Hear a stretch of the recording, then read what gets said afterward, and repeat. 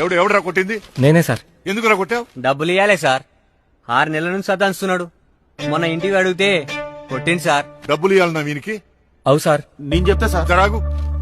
ఏమ్రా, డబ్బులు ఇచ్చినోడు అడిగితే కొడతావా? డబ్బులు తీసుకుంటే తిరిగి ఇవ్వడం తెలవదు? ఇస్తుంటి సార్. పోయిన వారమే ఆకమ్మిద్దాం అనుకున్నా.